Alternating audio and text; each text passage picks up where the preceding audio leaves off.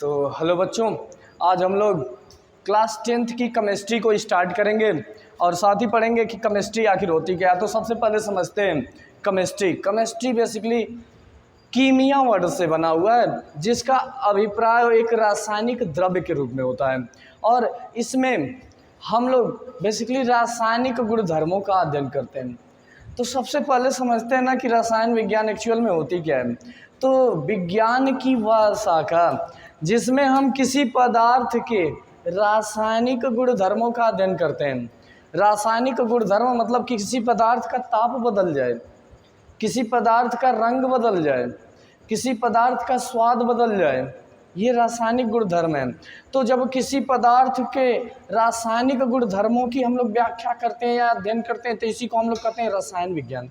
और आज हम लोग अपने इस क्लास 10th की पहली वीडियो में हम लोग देखेंगे कि रासायनिक अभिक्रिया क्या होती है और अभिक्रिया के प्रकार कितने होते हैं।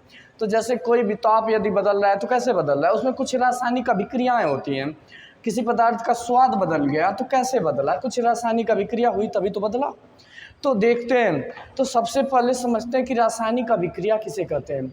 जब कोई दो या दो से अधिक पदार्थ, हमेशा याद रखिएगा कि दो से अधिक पदार्थ या फिर एक ही पदार्थ मान लेते हैं, मिल करके, या अगर एक पदार्थ है तो वो टूट जाएगा और दो पदार्थ है या दो से अधिक पदार्थ हैं तो वो आपस में संयोग करेंगे और आपस में संयोग करके नए नए पदार्थों का निर्माण करेंगे। जैसे में अगर उदाहरण के थ्रू हम देखें तो NH3 प्लस HCl और इनको यदि हमें विक्रिया कराएं तो यहाँ बनेगा NH4Cl। तो ऐसे समझिए, यहाँ पे हमने अमोनिया ले लिया और हमने HCl ले लिया, हाइड्रोक्लोरिक अम्ल ले लिया और जब हमने बनाया तो NH4 यानी नौसादर का निर्माण हो गया। तो अब यहाँ पे देखिए कि दो पदार्थ थे, एक अमोनिया था दूसरा HCl था और दोनों मिल करके एक नए पदार्थ का निर्माण करते हैं। तो जब ऐसा प्रक्रम या वह प्रक्रम जिसमें दो या दो से अधिक पदार्थ मिल करके किसी नए पदार्थ का निर्माण करते हैं, एक या एक से अधिक नए पदार्थों का निर्माण करते हैं, उसे हम लोग कहते हैं रासायनिक अभिक्रियाएं। और जब इनके प्रतीक चिन्हों के रूप में व्यक्त कर दिया जाए, किसी रासायनिक अभिक्रिया को यदि हम उसके प्रतीक चिन्ह के रूप में व्यक्त करते हैं। प्रतीक चिन्ह का मतलब होता है ना कि जिनसे उनको इंडिकेट किया जाए। जैसे नाइट्रोजन को हम लोग N से इंडिकेट करते हैं, अमोनिया को हम लोग NH3 से इंडिकेट करते हैं, HCl हाइड्रोक्लोरिक अम्ल जिसको हम लोग HCl से इंडिकेट करते हैं, नौसादर NH4Cl इसको हम लोग NH4Cl से इंडिकेट करते हैं। तो मतलब ना कि जिस पदार्थों का इंडिकेशन स्वरूप में व्यक्त किया जाए या इनके प्रतीक चिन्हों के रूप में व्यक्त कर दिया जाए तो उसे हम लोग रासायनिक समीकरण कहते हैं। अब समझिए, रासायनिक समीकरण का क्या मतलब है कि प्रतीक चिन्हों का एक व्यवस्थित स्वरूप। रासायनिक समीकरण यानी प्रतीक चिन्ह का व्यवस्थित स्वरूप जिसमें दोनों साइड्स के परमाणुओं या अणुओं की संख्या बराबर होती है। दोनों साइड के परमाणुओं की संख्या बराबर, देखिए N यहाँ एक है, यहाँ पे भी एक है। अगर हाइड्रोजन की बात करें तो 3 1 4, यहाँ पे हाइड्रोजन 4 है। क्लोरीन की बात करें तो क्लोरीन 1 और क्लोरीन 1। तो देखिए दोनों तरफ बैलेंस्ड हैं। इनको हम लोग बोलते हैं ना, ये रासायनिक समीकरण एक संतुलित रासायनिक समीकरण है। और हम लोग संतुलित रासायनिक समीकरण या रासायनिक समीकरण को संतुलन करना भी सीखेंगे और बहुत ही आसान विधि से सीखेंगे। तो सबसे पहले समझते हैं रासायनिक अभिक्रिया। जब दो या दो से अधिक पदार्थ मिल करके एक या एक से अधिक नए पदार्थों का निर्माण करते हैं तो उसे हम लोग रासायनिक समीकरण कहते हैं। और रासायनिक समीकरण या रासायनिक अभिक्रिया कहते हैं जब दो या दो से अधिक पदार्थ मिल करके नए पदार्थ का निर्माण करें तो उसे रासायनिक अभिक्रिया कहेंगे। ये अभिक्रियाएं कई प्रकार की होती हैं। तो पहले उन चीज़ों को जानने से पहले हम समझते हैं कि रासायनिक अभिक्रिया जैसे NH3 HCl मिल करके NH4Cl का निर्माण किए। तो जब NH4Cl बना तो इनका अलग अलग नाम दे दिया जाता है। जैसे वे पदार्थ जो अभिक्रिया को संपादित कराते हैं, अभिक्रिया को करने का काम करते हैं उन्हें हम लोग अभिकारक कहते हैं। वे पदार्थ जो किसी रासायनिक अभिक्रिया को संपन्न कराने का काम करते हैं। जैसे अभिकारक का मतलब क्या होता है, अभि प्लस कारक, अभि का अभिप्राय अभिक्रिया से हो जाएगा, कारक का मतलब करने वाला। जो पदार्थ अभिक्रिया को करने वाला है, जैसे यहाँ देखिए NH3 और HCl, ये पदार्थ क्या है, अभिक्रिया को कर रहे हैं ना, तो इन पदार्थों को हम लोग अभिकारक कहेंगे। और जो पदार्थ हमारा बन करके तैयार होगा, जैसे में NH4Cl बन करके तैयार हुआ है, तो इस पदार्थ को हम लोग उत्पाद कहते हैं। उत्पाद का मतलब होता है उत्पन्न होने वाला। ऐसा पदार्थ जो रासायनिक अभिक्रिया से उत्पन्न हुआ हो, उत्पाद कहलाएगा। ठीक है, तो अब ऐसे समझिए कि जो पदार्थ अभिक्रिया को करता है उसे हम लोग अभिकारक कहते हैं, और जो पदार्थ उत्पाद के रूप में बनता है उसे हम लोग, यहाँ पे देखिए, जो पदार्थ बनेगा उसे हम लोग उत्पाद कहेंगे।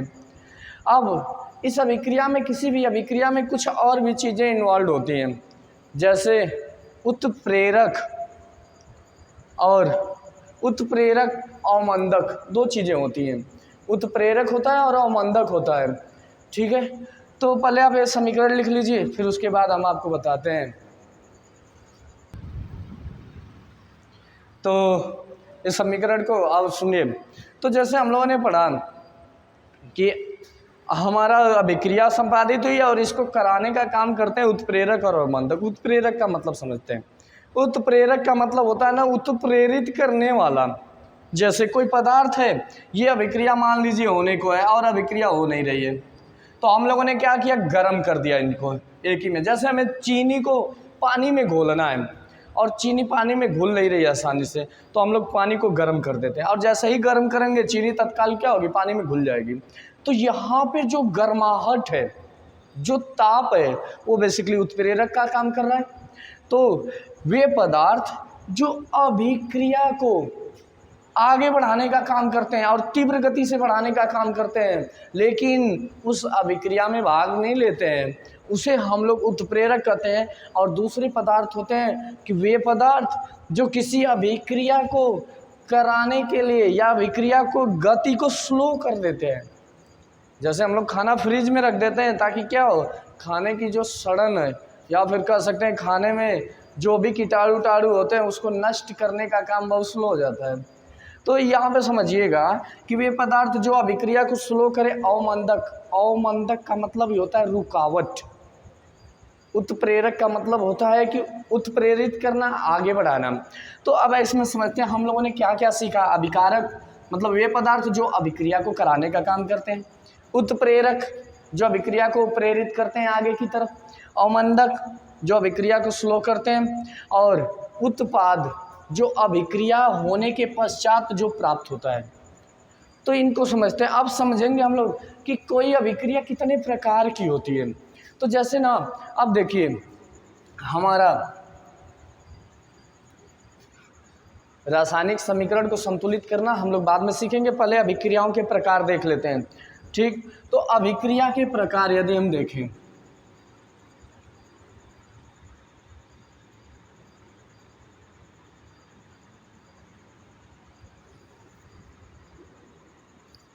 तो हमारा पहला होता है संयोजन अभिक्रिया।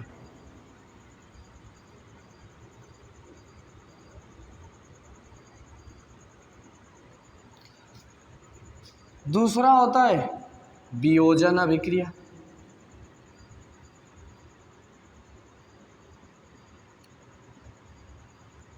तीसरा होता है हमारा विस्थापन अभिक्रिया।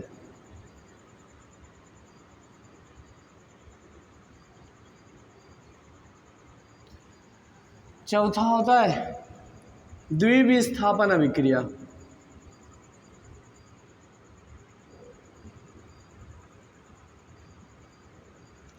पांचवा होता है हमारा अपघटन अभिक्रिया।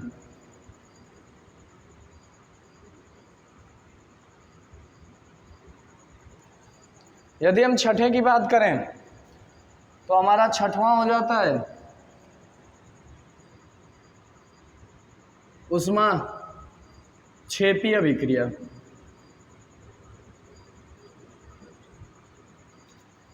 सातवें की बात करें,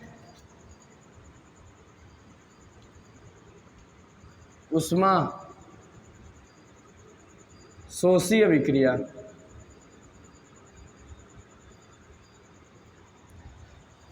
और यदि हम अन्य की बात करें तो एक होता है अपचयन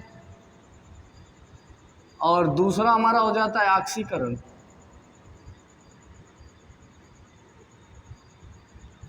तो पहले हम लोग इन सब चीज़ों को समझते हैं और इन्हीं में एक और अभिक्रिया होती है जिसका नाम होता है रेडॉक्स अभिक्रिया। रेडॉक्स अभिक्रिया। तो शुरू करते हैं एक एक को समझना। तो एक एक को समझने का कार्यक्रम शुरू करते हैं। तो सबसे पहले समझते हैं संयोजन अभिक्रिया। संयोजन का मतलब होता है जुड़ाव, संयोग होना। देखिए संयोजन, योजन का अभिप्राय होता है जुड़ाव, संयोजन का मतलब होता है सुव्यवस्थित जुड़ाव। यानी कोई ऐसी अभिक्रिया जिसमें सारे अभिकारक मिल करके एक उत्पाद का निर्माण कर देते हैं।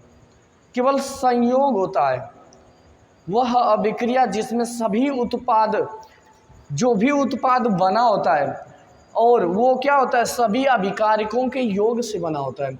अर्थात ऐसी अभिक्रिया जिसमें सभी अभिकारक मिलकर के एकल उत्पाद का निर्माण करते हैं, केवल एक उत्पाद बनाते हैं, उसे हम लोग कहते हैं संयोजन अभिक्रिया। जैसे यदि मैं बात करूं NH3 प्लस HCl और ये क्या बना रहे हैं NH4Cl, जैसे हमने ऊपर एग्जाम्पल इसका भी पढ़ा था।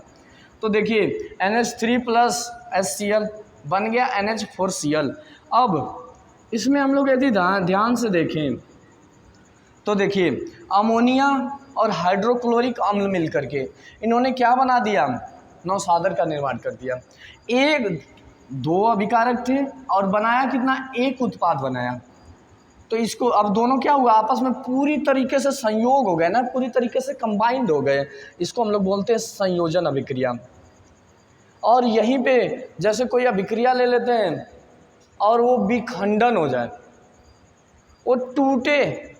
जैसे अगर मुझे मान लीजिए कि NaCl का कोई विलयन है और उसमें हम लोगों ने विद्युत प्रवाहित कर दिया तो Na+Cl, Na+Cl निगेटिव।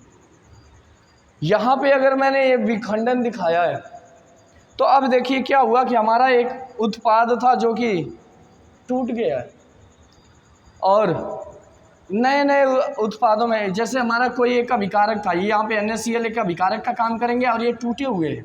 तो जब वियोजन का मतलब होता है अलग अलग होना, वियोजित होना, टूट जाना। संयोजन का मतलब होता है जुड़ा होना। तो वे अभिक्रियाएं जिसमें संयोग होता है संयोजन अभिक्रिया, वियोजन हो यदि जुड़ा की जगह टूट जाए, जैसे हमारा NaCl टूट गया Na और Cl में, इसको हम लोग बोलते हैं वियोजन अभिक्रिया। तीसरी जो हमारी अभिक्रिया है इसको हम लोग बोलते हैं विस्थापन अभिक्रिया। और इसका एग्जाम्पल समझते हैं कि जैसे अगर मेरा एग्जाम्पल है CuSO4 प्लस Fe, तो Fe और SO4 का बॉन्ड या संयोजकता कर सकते हैं कि Cu के तुलना में SO4 Fe से ज़्यादा अटैच होते हैं। तो यदि हमारा CuSO4 में SO4 जो है Fe के साथ ज़्यादा कंफर्टेबल है या ज़्यादा तीव्र बॉन्ड बनाएगा, तो ये बन जाएगा FeSO4 प्लस Cu। विस्थापन का मतलब होता है कि किसी को विस्थापित कर देना, किसी को अपनी जगह से हटा देना। यहाँ पे क्या हुआ कि यहाँ पे क्या हुआ, CuSO4 था, Fe या आयरन ने इनको क्या किया, जो कॉपर था कॉपर को इसकी जगह से ही हटा दिया और खुद उसकी स्थान ले लिया। इसको हम लोग बोलते हैं विस्थापन अभिक्रिया। ऐसी अभिक्रिया जिसमें कोई पदार्थ किसी यौगिक के एक पदार्थ को विस्थापित करके स्वयं उसका स्थान ले लेता है, इसको हम लोग कहेंगे विस्थापन अभिक्रिया। दूसरा होता है द्विविस्थापन अभिक्रिया। और द्विविस्थापन अभिक्रिया में जैसे अगर हम लोग देखें तो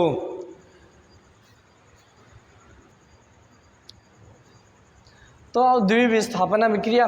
और जैसे इसमें समझते हैं कि यदि हम लोग इसमें देखें तो अगर इसका उदाहरण दें CaCO3 प्लस HCl 2HCl ले लेते हैं, तो हमारा क्या बनेगा CaCl2 प्लस CaCl2 प्लस में करें तो हो जाएगा H2CO3। हमारा क्या बन जाएगा, जैसे अगर इस तरह से बना देते हैं कि अगर हम बना लेते हैं कोई एलिमेंट, एक्चुअल में यहाँ पे ना HCO3 या कह सकते हैं कि H2O बनेगा और कार्बन डाइऑक्साइड गैस बनेगी। जैसे अगर इसका एग्जैक्ट वाला बनाएं तो क्या बनेगा H2O प्लस CO2 ये बनेगा, ठीक है ना। तो अब यहाँ पे समझिए क्या हुआ, CO ने H को विस्थापित कर दिया और H जो हमारा Ca था वो H की जगह पे चला गया और H C की जगह पे चला आया। तो वे अभिक्रियाएं जिनमें वो अभिकारकों के एक एलिमेंट दूसरे को और दूसरे का एलिमेंट इनको मतलब आपस में जगह बदल देते हैं, या हम कह सकते हैं कि द्विविस्थापन, द्वि का मतलब दो, विस्थापन का मतलब विस्थापन, जिसमें एक ही अभिक्रिया में दो या दो से अधिक विस्थापन हो जाए उसको हम लोग द्विविस्थापन अभिक्रिया नाम देते हैं। अगला होता है अपघटन अभिक्रिया। अपघटन अभिक्रिया का अपघटन का मतलब होता है टूट जाना और अभिक्रिया का मतलब होता है अभिक्रिया। तो जब कोई चीज़ टूट जाए, अब ये टूटती है ना तो ये मुख्य रूप से तीन स्वरूपों में टूट जाती है। तो पहला होता है हमारा प्रकाश अपघटन, दूसरा होता है उष्मीय अपघटन और एक और होता है, तो समझिए जैसे हमारा पहला प्रकाश अपघटन, दूसरा उष्मीय अपघटन और तीसरा विद्युत अपघटन। तो इसको समझते हैं कि जब ऐसी अभिक्रिया जो प्रकाश के पड़ने पर कोई हमारा पदार्थ है और वो क्या हो कि वो टूट जाए, जैसे मान लेते हैं कि अगर हम उल्टा ले लेते हैं कि NH4Cl ये हमारा टूट रहा है NH3 प्लस HCl में, टूटने को तो टूट गया, तो इसको बोलेंगे अपघटन अभिक्रिया। अपघटन अभिक्रिया जब पदार्थ जैसे ही इस पे प्रकाश पड़ा या उष्मा दे दी गई या फिर हमने इसमें विद्युत प्रवाहित कर दिया, और जब हमने विद्युत प्रवाहित किया तो ये हमारा तुरंत टूट गया। तो जैसे अगर प्रकाश में बात करें तो हमारा AgCl2